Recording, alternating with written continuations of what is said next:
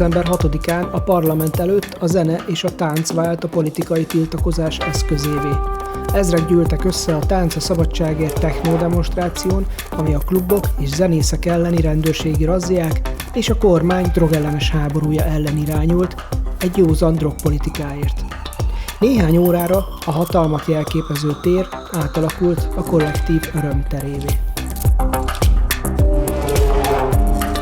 Ti, akik itt álltok ezen a téren, ne higgyétek el senkinek sem azt, hogy bűnözők vagytok, vagy kevesebbek vagytok azért, mert fiatalok vagytok, technózenét szerettek, nők vagytok, melegek vagytok, vagy esetleg füvet szívtok és nem pálinkát isztok. Jogunk van a kultúránkhoz, a zenénkhez, a négynegyedhez, a testünkhöz, és jogunk van a méltóságunkhoz, és azt nem veheti el tőlünk senki. Takarodjon ki az állam, és különösen Horváth Laci drogbiztos a hálószobáinkból, a zsebeinkből és a magánéletünkből, mert semmi keresni valója nincs ott.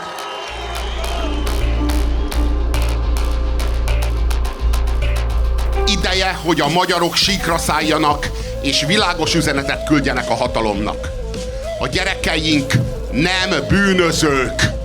A magyar miniszterelnök meghirdeti a vidék megmentését a herbáltól, de valahogy nem a vidéket valóban elemésztő filléres hulladékot, a mindenféle szeméttel permetezett dohányt üldözi, hanem rendőrségi osztagok jelennek meg a nemrég kormánykritikus dallal jelentkező Márta Alex lakásán, hogy egyetlen gram kokainnal tetten érjék.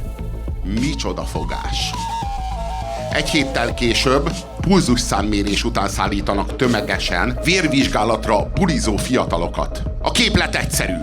Aki szereti és védelmezi a gyerekeket, az nem fenyegeti őket börtönnel, nem üldözi és nem zárja cellába őket. Ezt minden szülő érti. Ideje, hogy Orbán Viktor és Horváth László is tudomásul vegye.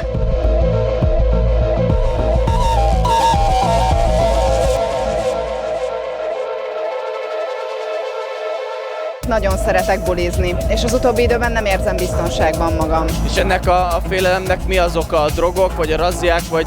A razziák egyértelműen. Meg a fokozott rendőri jelenlét, aminek szerintem nem itt lenne a helye, hanem ott, ahol tényleges komoly bűnözés van. Szerinted a novemberi razziáknak volt drogfogyasztás visszaszorító hatása?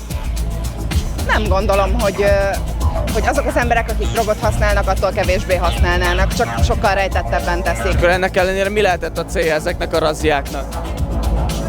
Megfélemlítés. Annak a megerősítése, hogy bármit megtehetnek. És nem. Ezért is vagyok itt, mert azt gondolom, hogy nem tehetnek meg velünk bármit. Az embernek vannak egy alapvető ember és szabadság és polgári jogok, aminek az egyike az, hogy mit viszel be a testedbe.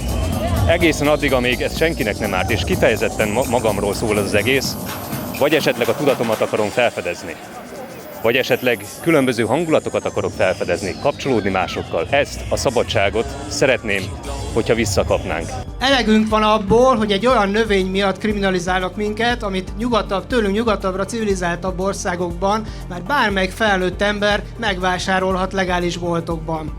És elegünk van abból is, hogy eközben az ennél jóval veszélyesebb alkohol minden csapból folyik és népszerűsítik. A kormány milliárdokat költ bormarketing kampányra, meg kocsma programra, miközben minden évben ezrével viszi el a rendőrség a füvező tinédzsereket.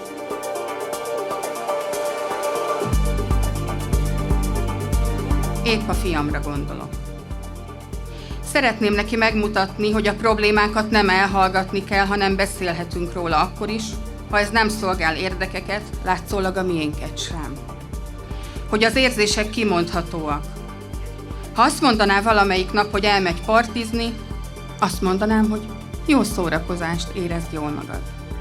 De biztonságban nem attól érezném, hogy rátörik az ajtót, hanem attól, hogy mer beszélni a problémáiról. Akkor kezdenék aggódni, ha azt mondaná, hogy hoztam egy üveg bort, mert szar napom volt. Az életemnek volt 2 olyan hosszabb szakasza, amikor az alkohollal való viszonyom túlszorossá vált. Nagyon nehéz felépülni a függőségből. Nekem is nagy harc volt. A varázslat tényleg az, hogy ne címkézzünk, ne mutogassunk, és ne szégyenítsünk meg másokat a függőségük miatt.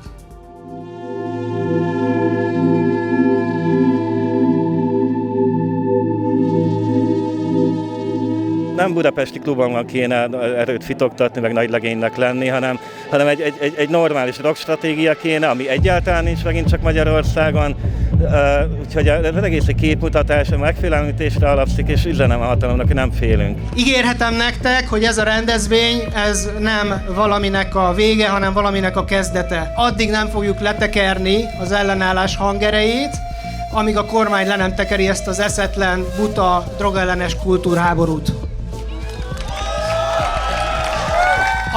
Amíg a kormány nem fektet be abba, amit józan drogpolitikának hívunk, ami kezelés, megelőzés, ártalomcsökkentés, ami igazán biztonságosabbá és egészségesebbé teszi a közösségeinket. Hallják meg, hogy nem hátrálunk és nem félünk.